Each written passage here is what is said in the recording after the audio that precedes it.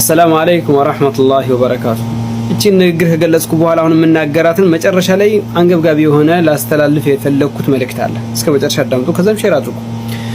አላህ Subhanahu Wa Ta'ala መላእክቶችን ማሰቢያ ማስተዋያ ሰጥቷቸው ያለ ስሜት የፈጠራቸው፣ እንስሳዎችን ደግሞ ስሜት የሚበላ የሚጠጣ ስሜት አላቸው፣ ነገር ግን አያስተውሉም፣ አያስተነትኑም፣ አያስቡም።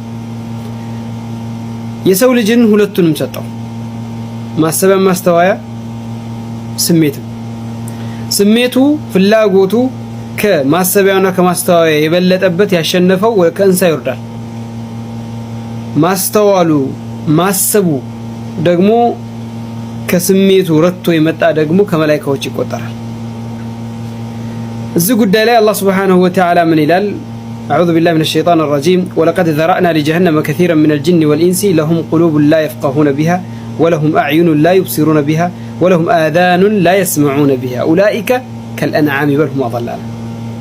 بركاتا لجهنم قواد لجهنم ما قالوا أدرجن كسوم كجنم فترنا لا ينسوا مجلجة عقل الله شو ما استوى يشلو عين الله شو حكم ما يتشلو جورو الله شو حكم ما يتشلو الناس اندنسانا شو أرندون كإنسابتها شو ردنا شو الله.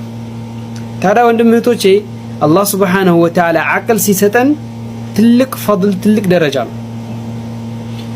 እዚህ ላይ አስመርኩኝ ልናገር የፈለኩት አንዳንድ ወንድምና እህቶች ይመጡና ሰሞነኛውን እየተደረገ ባለው ጉዳይ ላይ ካሜራቸውን ይከፍታሉ። አቅላቸውን ቢከፍቱ ኑሮ ባላደረጉት ነበር። ወንድሞችም እህቶችም ያደርጉ አይችሉ። አዲስ የወጣው ዘፈን አከሌ አዲስ ያወጣው ዘፈን ስሙት ይሉና ቁርአን ከኋላ ይከፍታሉ። ያኒ አዲሱ ዘፈን አከሌ ያወጣው ዘፈን የአላህ ንግግር ነው። ያኒ ይሄ ቁርአን አከሌ ሼክ ወይም አከሌ ኡስታዝ በአከሌ ሼክ በቀራው ቅራት ብላችሁ ብትከፍቱ የአላህ ንግግር አዳምጡ ብትሉ የፈለገው ያዳምጥ፣ የፈለገው ያዳምጥ፣ የፈለገው ይስማ፣ ያስተውል፣ ቁጭ ብሎ የፈለገው ፈለገበት ይጭ። እንዴት ነው አንድ አዝማሪ ማለሽ ንግግር አዝማሪ ነው የምናውቀውኛ። አሁን ክብር የተሰጣቸው ከፍ ተባለ እንጂ ዘፋኝ አዝማሪ ነው ይባላል። አዝማሪን ከአላህ ንግግር ጋር እንዴት ታምጡታላችሁ? እናንተ አላህን ሳታፍሩትም እንደው አላህን አታፍሩትም? አንደኛው ይሄ ዋነኛው ነገር ማለት አላህን ማፈር የለም።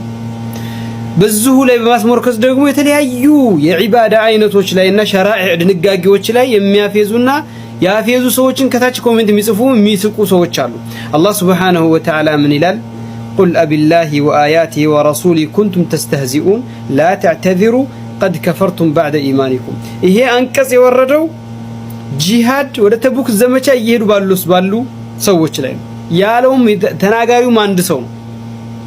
ንግግሩን የተናገረው አንድ ሰው ነው። አጃቢዎች እዛ ቦታ የነበሩት ሰምተው ጸጥ ያሉና የሳቁ የደገፉ አንድ ላይ ጨፍልቆ አመጣቸው አላህ። ለምን ምንድነው ያለው? قل أبي الله وآياته ورسوله كنتم ያለው كنتم تستهزئون ማን ነው የተናገረው? አንድ ነበር። ምንድነው ያለው? ما رأينا مثل قرائنا هؤلاء أرغب بطونا وأجبن عند اللقاء وأكذب ألسنا أو كما قال يعني የነብዩንና የነብዩን ቅርብ ወህይ ጻፊዎች ምን አለ? ከኋላ ከጦር ኋላ ይሄድ ነበርና እጁ እንደዚህ በመቀሰር ከፊት ያሉትን በማመላከት እንደዚህ እንደነዚህ ቁራዎች ሆድ ወዳድ አንደበተ ውሸታም ጦርነት ላይ ፈሪዎችን አላየንም የሚል ቃል ሲናገር አንደኛው አንተ ሙናፊቅ ነህ ለነብዩ እናገራለሁ ብሎ ሄደ። ይሄን ቃል የተናገረው አንድ ሰው ነው። ልክ ነብያችን ጋር ሊናገር ሲሄድ ያንኛው ቁርአን ቀድሞት መጥቷል። ጉዳዩን ቁርአን መጀመሪያ ቀድሞ ወረደበት።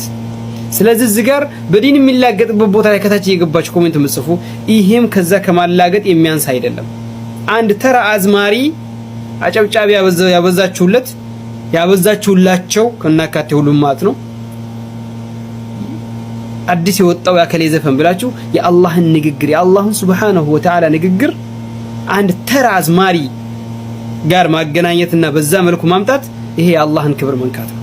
ይሄ ቁርአን አንቀጽ የአላህን ንግግር ክብር አለመስጠት ነው። የአላህን ንግግር ክብር አለመስጠት ነው። ስለዚህ አታውቁ ከሆነ ተአደቡ፣ ቪዲዮአችሁን አንሱ።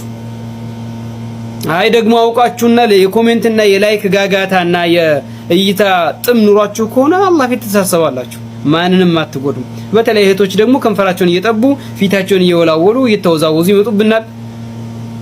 ወኢለላሂል ሙሽተካ